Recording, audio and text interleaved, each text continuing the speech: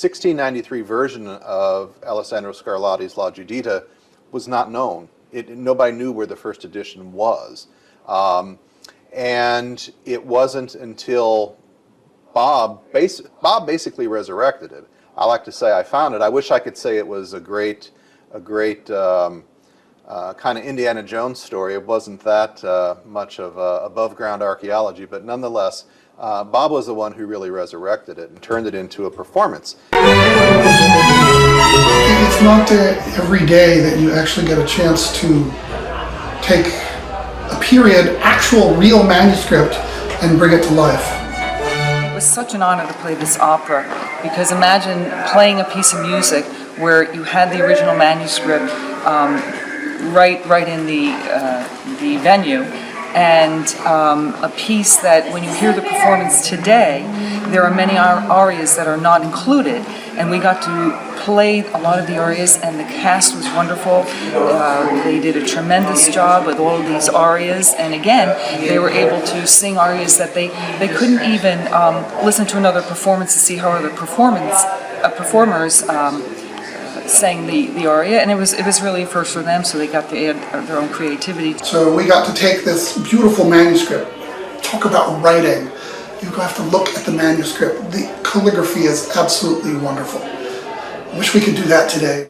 It was just heart-wrenching. It's, I have lost, my character has lost all hope. I expect that I will be dying very shortly, and I'm saying goodbye to my homeland that I love so much. And it was just it was just a beautiful aria. The music was stunningly gorgeous, and just to be able to put that emotion into it and get to sing such a lovely melody.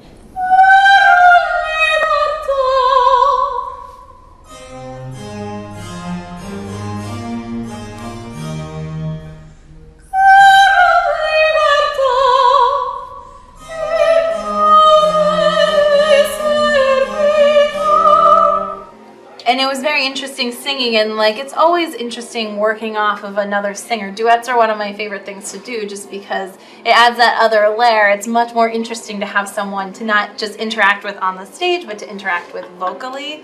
And this piece in particular has a lot of sections in it, and it's almost organized as though, it's meant to be a love scene. So you see that in Scarlatti's writing of it. It starts at a very slow pace, almost just flirtation, like you're dipping your toes into the water, and then it starts to get more rapid, and as the pace builds up, the tempo speeds up. It's almost like you're moving past that from foreplay into what it is making love. That's what the scene is about. That's what Giuditta is doing. She's gone to conquest this man, and she succeeds. In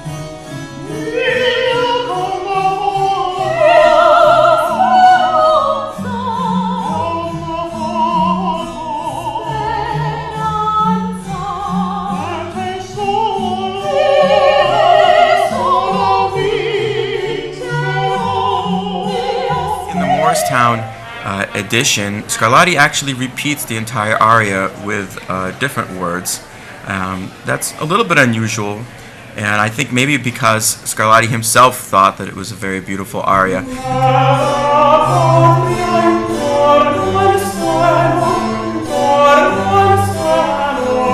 Especially moving to me is the climactic scene, the most important scene, the confrontation with Holofernes and with Giuditta.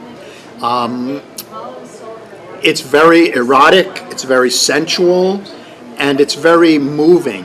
And Scarlatti develops this, along with the librettist, in a way that is very logical, very dramatic, very highly dramatic, in almost a modern sense. The original 1693 manuscript, and it's part of the larger Lloyd W. Smith archival and rare book collection. I said we're standing here in the Lloyd W. Smith Manuscript Gallery. And why we have the manuscript is a story unto itself, but It was purchased by Lloyd in 1927, I believe, if according to the records.